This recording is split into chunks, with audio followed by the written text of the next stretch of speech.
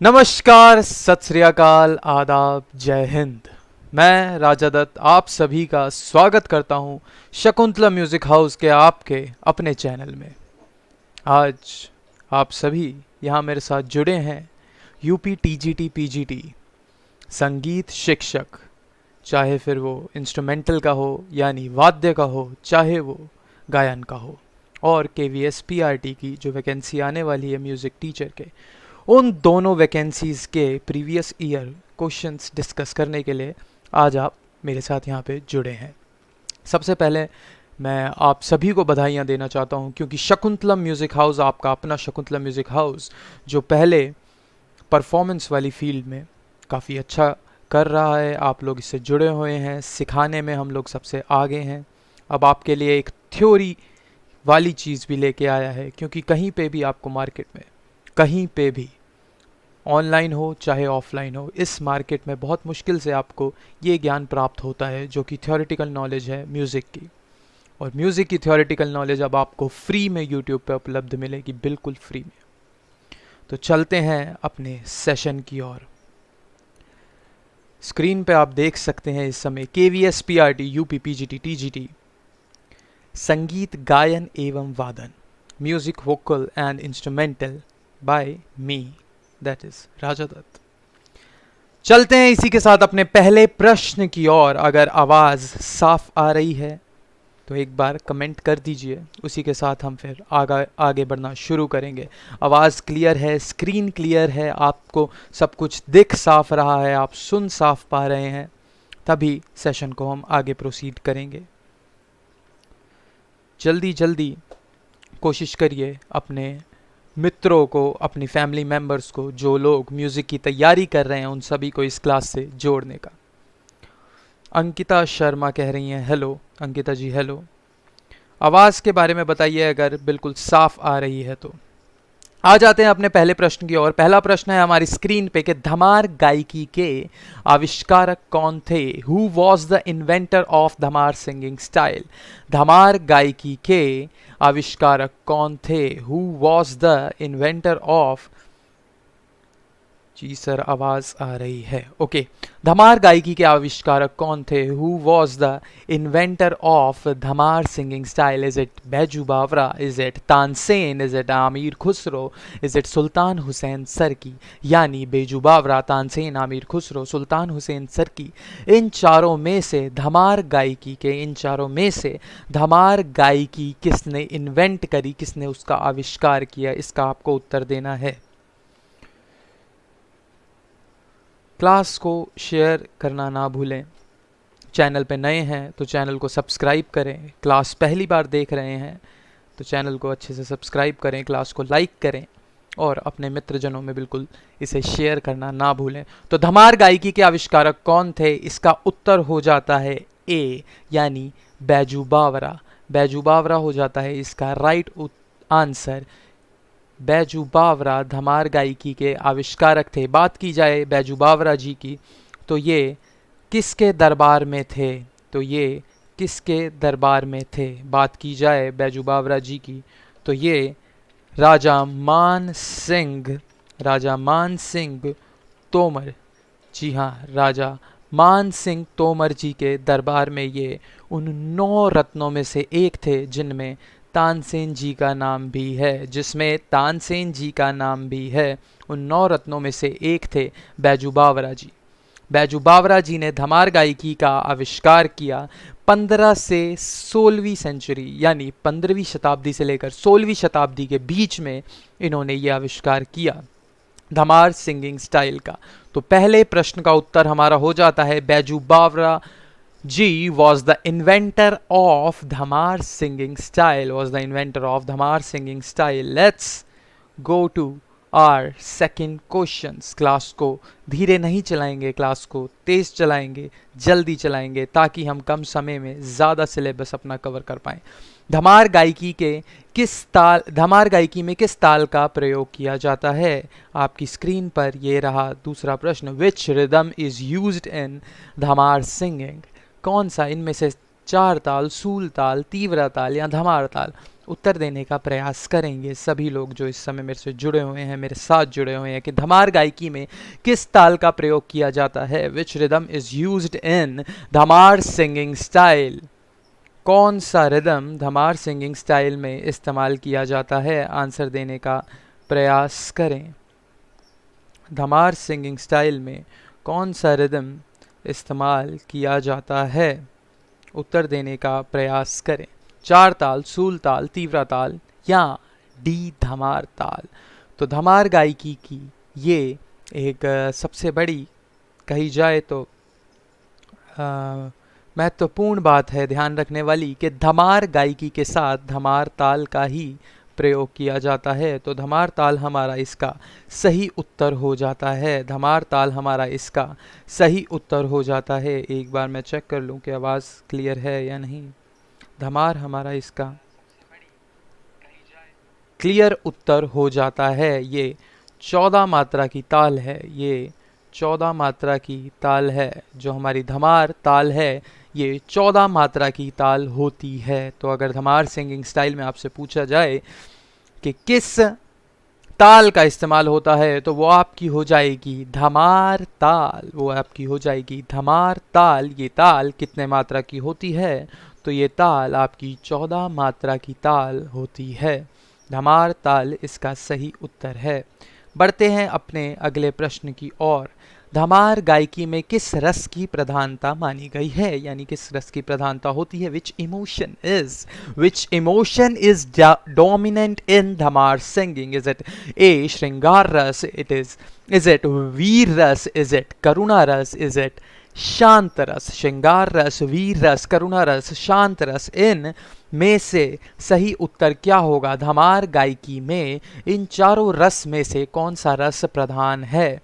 इन चारों रस में से कौन सा रस प्रधान है। क्या वो श्रृंगार रस है, क्या वो वीर रस है, क्या वो करुणा रस है, क्या वो शांत रस है। इन चारों में से कौन सा रस प्रधान है, उत्तर देने का प्रयास कीजिए। श्रृंगार रस, वीर रस, करुणा रस या शांत रस। अब देखिए, जब धमार गायकी की ही हमारी बात हो रही है, इस समय 4 प्रश्न हमारे धमार गायकी के ऊपर आ चुके हैं, तो मैं आपको ये बताना चाहूँगा, धमार गायकी मान सिंह तोमर के दरबार में जो माना जाता है डेवलप हुई, यानी इन्वेंट हुई, उसमें क्या कहते हैं, बेसिक जो है वो होली के गीत गाए जाते हैं। धमार ताल पे ही ये गाया जाता है। राधा कृष्ण जी के बारे में, उनकी रास लीला के बारे में इसमें बात की जाती है। किस तरह वो छेड़ते थे, किस तरह वहाँ पे होली सेलिब्रेट की जाती थी, इस बारे में बात की जाती है। तो जब हम किसी के रास की बात कर रहे हैं, तो आप सभी अनुमान लगा सकते हैं कि श्रृंगार रस इसका सही उत्तर हो जाएगा, कि श्रृंगार रस इसका सही उत्तर हो जाएगा। पूछा ये भी जा सकता है आपसे कि वो कौन से टाइप का गीत है या सिंगिंग स्टाइल है कि जिसमें श्रृंगार रस की प्रधानता है। क्या वो ध्रुपद है, क्या वो धमार है, तो आपका उत्तर हो जाएगा धमार। तो धमार गायकी में किस रस की प्रधानता है, तो धमार गायकी में आपके श्रृंगार रस की प्रधानता है, यानी उत्तर आपका इसी के साथ हो जाता है ए। इसका उत्तर हो जाता है ए। अगले प्रश्न की ओर बढ़ते हैं इसी के साथ। चौथा प्रश्न आपकी स्क्रीन पर है कि धमार गायकी में किस देवता की लीलाओं का वर्णन होता है। Just a second prior we discussed about it, कि किस देवता की, किन देवताओं की लीला का या किस देवता की लीलाओं का वर्णन होता है। The description of which gods lilas in dhamar singing. किस भगवान की लीलाओं का वर्णन धमार सिंगिंग में होता है। क्या राधा कृष्ण, क्या शिव पार्वती, क्या गणेश, क्या दुर्गा। तो आप सभी को इसका उत्तर अच्छे से पता है कि इसका उत्तर हो जाता है ए, राधा कृष्ण जी की लीलाओं का इसमें अच्छे से वर्णन किया जाता है। आ जाते हैं 5वें प्रश्न की और 5वां प्रश्न आपकी स्क्रीन पे है कि धमार गायकी को अन्य किस नाम से जाना जाता है। by what other name Dhamar singing style is known to. Dhamar गायकी को अन्य किस नाम से जाना जाता है। होरी, चैती, कजरी या बाउल।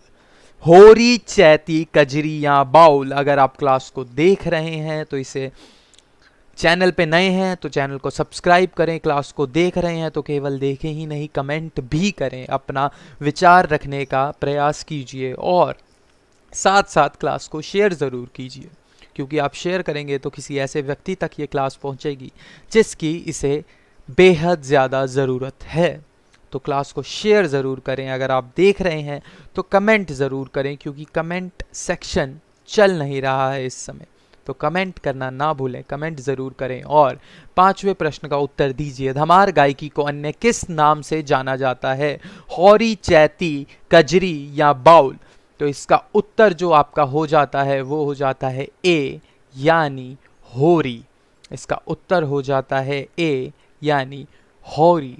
होरी, क्योंकि इसमें होरी गीतों का ही वर्णन किया जाता है जिसमें राधा कृष्ण की लीलाएं बताई जाती हैं। आ जाते हैं प्रश्न नंबर 6 की ओर कि ठुमरी गायकी के आविष्कारक कौन थे? Who was the inventor of thumri singing? Who was the inventor of Thumri singing? Is it Shauri Mia? Is it Wajid Ali Shah? Is it Begum Akhtar? Is it Tansen? तो ठुमरी गायकी के आविष्कारक कौन थे? तो ठुमरी गायकी के आविष्कारक का आपको इसमें नाम बताना है। आप देख सकते हैं किस तरीके के प्रश्न आपसे पहले पूछे गए हैं आपके प्रीवियस ईयर क्वेश्चन पेपर में। ये यूपी टीजीटी पीजीटी का क्वेश्चन पेपर है 2009 का, कि ठुमरी गायकी के आविष्कारक कौन थे? Who was the inventor of thumri singing?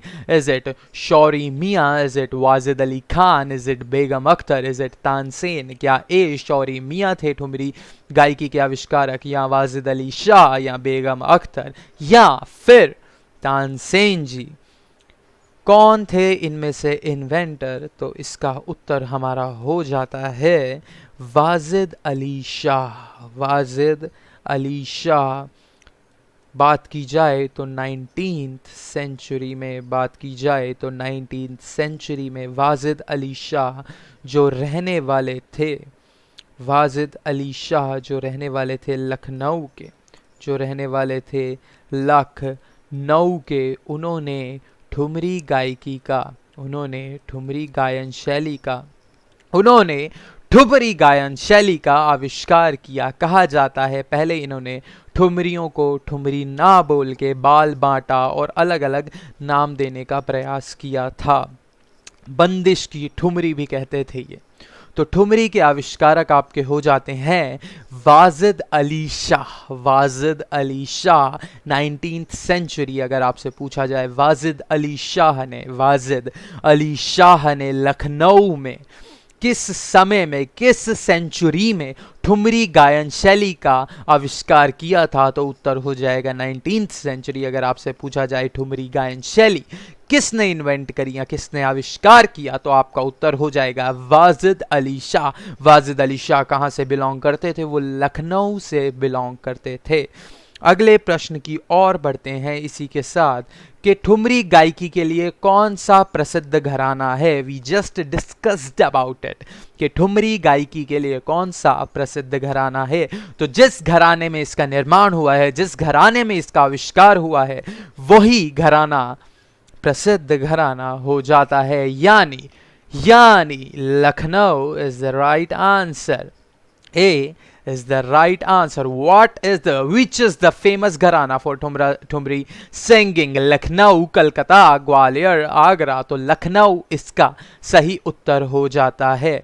आप सभी इस समय जुड़े हुए हैं शकुंतलम म्यूजिक हाउस से, जो आपको प्रोवाइड कर रहा है म्यूजिक टीचर बनने के लिए बहुत ज़बरदस्त सेशन, जिसमें आप प्रीवियस ईयर क्वेश्चन डिस्कस कर रहे हैं। इसी के साथ मैं अपने बारे में, यानी इस शकुंतलम म्यूजिक हाउस के बारे में भी बताना चाहूँगा, क्योंकि हम भी शकुंतलम म्यूजिक हाउस से ही हैं। शकुंतलम म्यूजिक हाउस है तो हम हैं।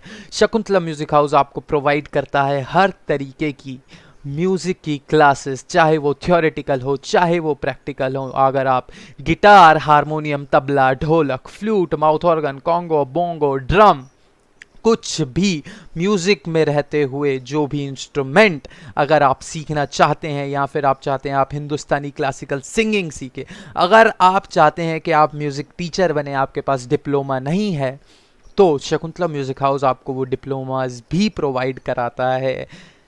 जिस टाइम में जो उस समय की पढ़ाई होती है वो सब कुछ शकुंतला म्यूज़िक हाउस आपको प्रोवाइड कराता है, ऑनलाइन एंड ऑफलाइन दोनों प्लेटफॉर्म पर, ऑनलाइन एंड ऑफलाइन दोनों प्लेटफॉर्म पर। तो अगर आप शकुंतला म्यूज़िक हाउस के साथ जुड़ना चाहते हैं, अपने जीवन में संगीत के रस को घोलना चाहते हैं, तो हमसे आप कांटेक्ट कर सकते हैं। कांटेक्ट नंबर डिस्क्रिप्शन में दिए हुए हैं।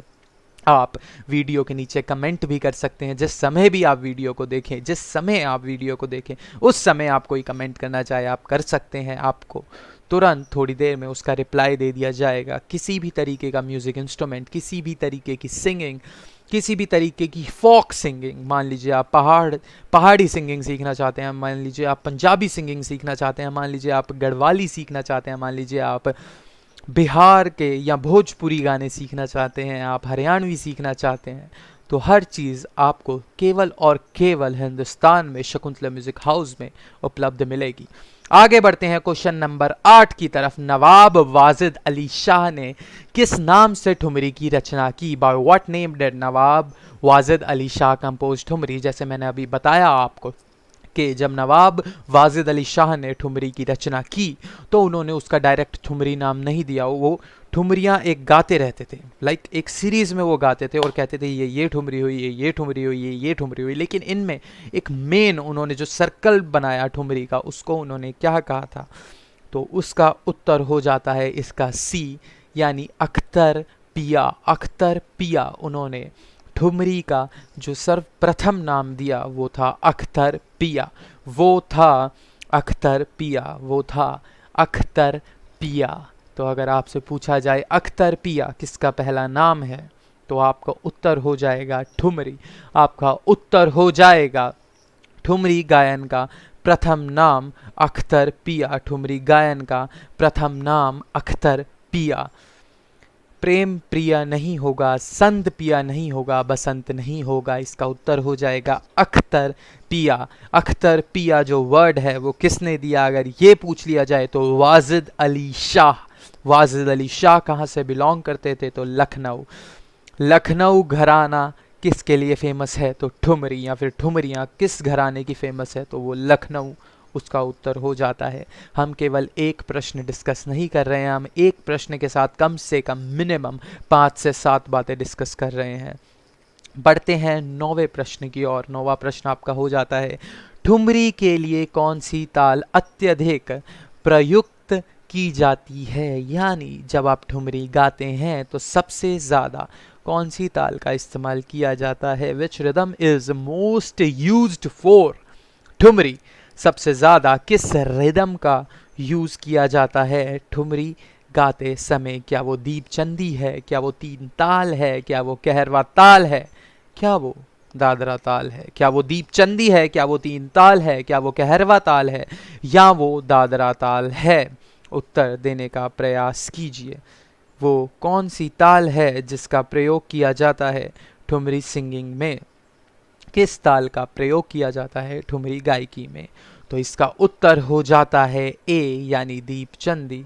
दीपचंदी। दीपचंदी वो ताल है जो सबसे ज़्यादा यानी सर्वप्रथम अत्यधिक, यहाँ पे लिखा हुआ है ना अत्यधिक, इसका मतलब ये नहीं है कि ठुमरी गायन में और दूसरी तालें यूज़ नहीं होती, तालें यूज़ होती हैं वो भी, लेकिन हम यहाँ पे बात कर रहे हैं अत्यधिक कौन सी ताल यूज़ होती है, यानी मोस्ट। तो अत्यधिक ताल जो यूज़ होती है वो हो जाती है हमारी दीपचंदी। ये भी हमारी 14 मात्रा की ताल है। ये भी हमारी 14 मात्रा की ताल है। ये भी हमारी 14 मात्रा की ताल है। तो दीपचंदी वो ताल हो जाती है जो ठुमरी गायन के साथ यूज़ की जाती है। आ जाते हैं 10वें प्रश्न की ओर। टप्पा के आविष्कारक कौन थे? 3 तरीके की, अभी तक हमने 3 तरीके की अलग गायन शैलियों के बारे में बात कर लिया है। अब हम टप्पा पे आ गए हैं। इससे पहले हमने ठुमरी के बारे में बात करी और इससे पहले हमने धमार के बारे में बात करी। बहुत बहुत बहुत महत्वपूर्ण प्रश्न है ये, आपके एग्ज़ाम में ज़रूर ज़रूर ज़रूर आएंगे। प्रश्नों पर गौर कीजिए और अच्छे से इसको दिमाग में बिठाइए। टप्पा के आविष्कारक कौन थे? Who was the inventor of tappa? Who was the inventor of Tappa? Is it Shauri Mian? Is it Fayyaz Khan? Is it Wazid Ali Shah? Or is it Amir Khusro? Shauri Mian, Fayyaz Khan, Wazid Ali Shah या आमिर खुसरो में से या इन चारों में से किसने टप्पा का आविष्कार किया? टप्पा पंजाबी कैटेगरी की गायन शैली मानी गई है, हो जाती है, पहले नहीं थी, लेकिन इसके आविष्कारक एक पंजाबी ही हैं। क्या वो शौरी मियाँ है? क्या वो फैयाज खान है? क्या वो वाजिद अली शाह है? क्या वो आमिर खुसरो है? उत्तर देने का प्रयास कीजिए। टप्पा के बारे में जब बात करते हैं तो मुगल काल में शौरी मियाँ जी का ये योगदान दिया गया। शौरी मियाँ जी ने कहा कि टप्पा को भी दरबार में गाने वाले संगीत में हमें शामिल करना चाहिए। तो मुगल काल में टप्पा को दरबारी गायन के रूप में स्थापित जिसने किया उसका नाम हो जाता है शौरी मियाँ, यानी A is the right answer. A इसका सही जवाब हो जाता है। शौरी मियाँ ने टप्पा गायकी को इसका आविष्कार किया। ये एक पंजाबी सिंगर थे मुगल दरबार के, मुगल दरबार के। इन्होंने मुगल दरबार के दरबारी संगीत में टप्पा गायकी को ये लेके आए।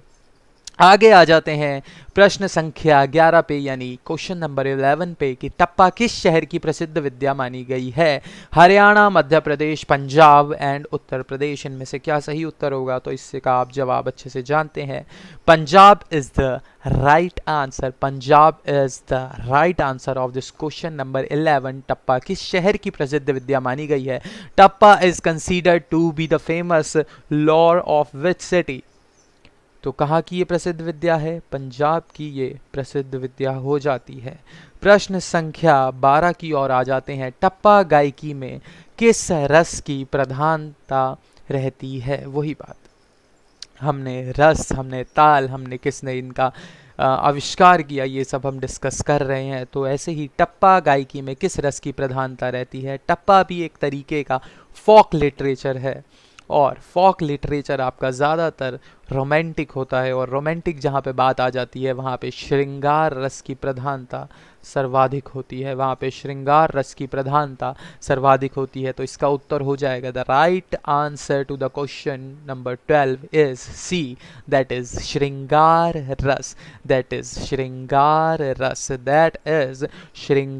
रस। आ जाते हैं प्रश्न संख्या 13 पे। टप्पा गायकी में किस ताल का प्रयोग होता है? Which rhythm is used in tappa singing style? Try to answer the question. कौन से रिदम का, कौन से ताल का प्रयोग टप्पा गायकी में होता है? क्या वो 3 ताल है? क्या वो टप्पा ताल है? क्या वो फिर दोस्त ताल है? या फिर वो 4 ताल है? क्या वो 3 ताल है? क्या वो टप्पा ताल है? क्या वो फिर दोस्त ताल है? क्या वो 4 ताल है? उत्तर इसका देने का प्रयास कीजिए। ये कौन सी ताल हो जाती है? तो टप्पा गायकी की जब हम बात करते हैं तो फिर दोस्त ताल इसका सही उत्तर हो जाता है। अगर इसी प्रश्न में आपको पंजाबी ताल भी दिया होता तो पंजाबी ताल इसका सही उत्तर होता। पंजाबी ताल या फिर दोस्त ताल, ये भी 14 मात्रा की ताल होती है। आ जाते हैं आज के अपने आखिरी प्रश्न की ओर। कम प्रश्न, ज़्यादा इंफॉर्मेशन, ताकि आपका दिमाग सर्टेन रह पाए और कॉन्फिडेंटली अच्छे से इंफॉर्मेशन कलेक्ट कर पाए, जो कि बार बार भुलाई ना जा सके। टप्पा गायकी के कितने भाग होते हैं? टप्पा गायकी के क्या 2 भाग होते हैं? क्या 3 भाग होते हैं? क्या 4 भाग होते हैं? या 5 भाग होते हैं? उत्तर देने का प्रयास कीजिए। टप्पा गायकी के कितने भाग होते हैं? How many parts of tappa singing are there in singing?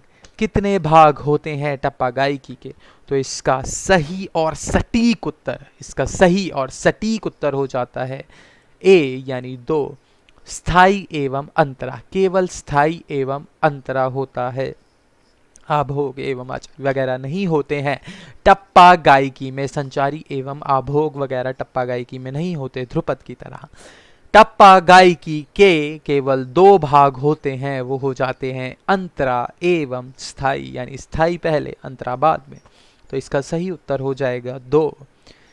टप्पा गायकी के केवल 2 भाग होते हैं। आ जाते हैं अपनी लास्ट स्लाइड की और, जो है एक थॉट म्यूजिशियन का, कि music in the soul can be heard by the universe, यानी आपके आत्मा के अंदर जो संगीत है, आपके आत्मा के अंदर जो संगीत है, यानी आप भी जानते हैं मैं किसकी बात कर रहा हूं, मैं अनाहत नाद की बात कर रहा हूं। यानी जो आपके आत्मा के अंदर संगीत है, वो संगीत इंसान नहीं सुनता, वो संगीत कोई आपके आसपास नहीं सुनता, वो संगीत सुनता है ये पूरा यूनिवर्स, ये पूरा ब्रह्मांड उस संगीत को सुनता है। तो music in the soul can be heard by the universe, यानी जो दिल से गाया जाएगा, जो मन में गाया जाएगा, वो पूरा ब्रह्मांड सुनेगा। लाओ त्जू ने ये थॉट अपना दिया है।